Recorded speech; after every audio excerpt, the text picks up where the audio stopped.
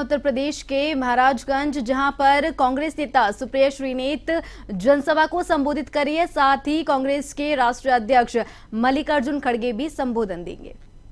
मांगूंगी, ये चुनाव आम चुनाव नहीं है।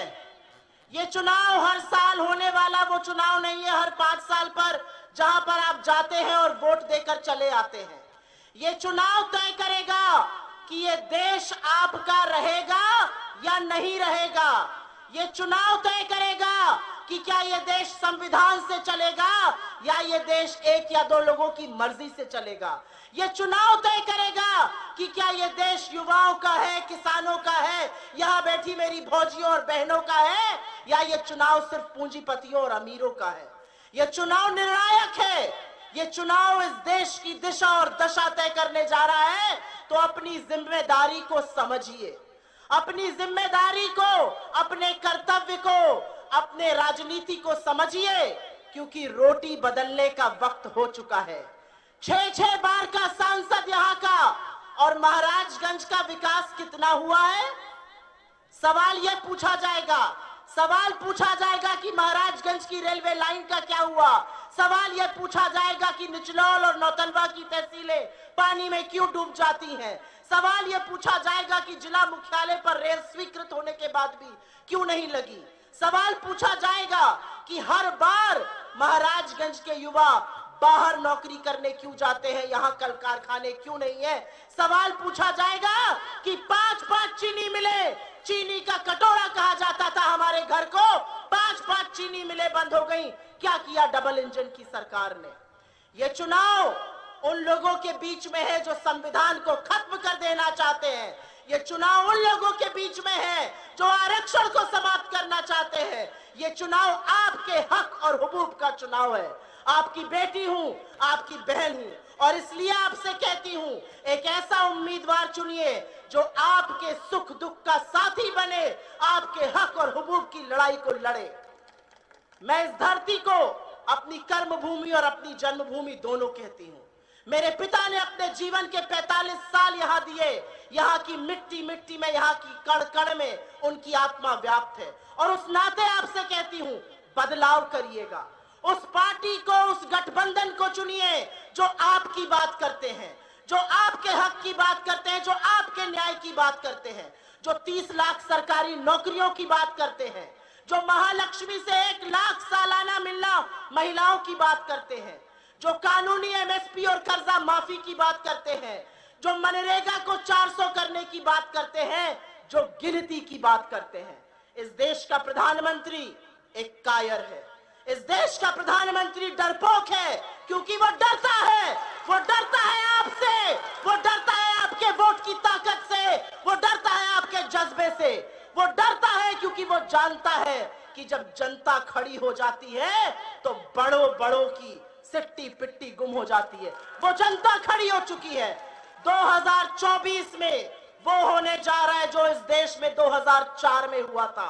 मेरे नौजवान साथियों, याद रखिएगा, तब भी बड़ा बड़ा इंडिया शाइनिंग, टीवी पर सिर्फ इंडिया शाइनिंग होता था, जैसे आज मोदी मोदी मोदी मोदी मोदी मोदी होता है। तब भी यही होता था, और तब आपके जैसे लोग, आपके जैसे किसान, मजदूरें, महिलाएं, बुजुर्ग, युवा खड़े हो गए और तख्त बदल दिया, सरकार बदल दी और UPA की सरकार लाए। आपको फिर से वही करना है। आपको अपने हक की लड़ाई लड़नी है। आपके सामने एक प्रत्याशी है जो पढ़े लिखे हैं, कर्मठशील है, संघर्षशील है, और आपकी लड़ाई लड़ेंगे।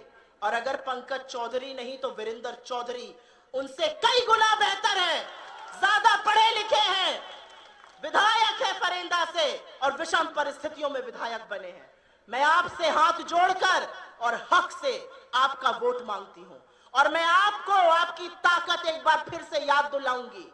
यहाँ पर जितने मेरे नौजवान साथी हैं, याद रखिएगा, तलवारों की धारों पर इतिहास हमेशा बनता है। जिस ओर जवानी मुड़ती है उस ओर जमाना मुड़ता है।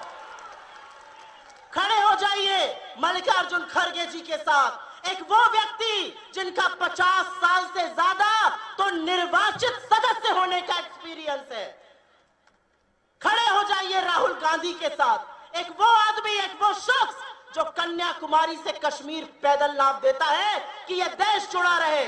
खड़े हो जाइए उन लोगों के साथ जो समाजवाद को जीवित रखने के लिए आज भी जद्दोजहद कर रहे हैं, लड़ाई लड़ रहे हैं। खड़े हो जाइए अखिलेश यादव जी के साथ। ये लड़ाई निर्णायक है। इस लड़ाई को हम सबको अपनी लड़ाई बन के लड़ना पड़ेगा। महाराजगंज में हर बार पैसे का दुरुपयोग करके, हर बार सत्ता का दुरुपयोग करके एक ऐसा व्यक्ति चुनकर जाता है जो सदन में तेल तरकारी सब बहुत महंगा हो गया है। रोटी बदलिए नहीं तो रोटी के भी लाले पड़ जाएंगे। मैं जानती हूं आप लोग रात को एक रोटी कम खा के बाबू को पढ़ाती हैं कि बाबू कुछ बन जाए। बाबू जाते हैं, पर्चा लीक हो जाता है, बाबू के लिए रोजगार नहीं है। उस पार्टी को, उस गठबंधन को वोट दीजिए जो 30 लाख सरकारी नौकरी देगा, जो सालाना 1 लाख का स्टाइपेंड देगा, आपके दूध का कर्ज अदा करेगा। मैं हाथ जोड़ के आप सब ने मेरी बात सुनी, उसके लिए बहुत बहुत धन्यवाद। हमारे बीच में हमारे अध्यक्ष जी हैं, वो अध्यक्ष जी जो हमेशा हर बार नरेंद्र मोदी के झूठों की बोलती बंद कर देते हैं, जिन्होंने नरेंद्र मोदी को झूठों का सरदार ऐसे ही नहीं कहा। मैं चाहती हूं आप उनकी बात सुनिए, इस बार मन बनाइए, बड़ा परिवर्तन करिए और परिवर्तन होके रहेगा। आपका जज्बा, आपका जुनून, आपकी तालियों की गड़गड़ाहट ये बना रही है कि मन आप बना चुके हैं। बस अब 1 जून को जाइएगा और भाजपा को शून्य करके आइएगा। आप सब ने मेरी बात सुनी, उसके लिए बहुत बहुत धन्यवाद। और वीरेंद्र जी के लिए एक लाइन कहकर जा रही हूं। साहस पर एक लाइन कहूंगी आपसे, क्योंकि साहस से ज्यादा मजबूत दूसरी कोई चीज नहीं है। मेरे भाई को जिताइएगा यहां से और याद रखिएगा कि वो साहसी बनकर, वो वीर बनके आपकी लड़ाई लड़ेंगे। वो उस लड़ाई को लड़ेंगे जो वीर लड़ सकते हैं, जो कायरों के बस की बात नहीं है। याद रखिएगा इस बात को। बहुत बहुत धन्यवाद, आपने मेरी बात सुनी। एक बार जोर से मेरे साथ बोलिए, जय हिंद, जय हिंद। बहुत बहुत धन्यवाद।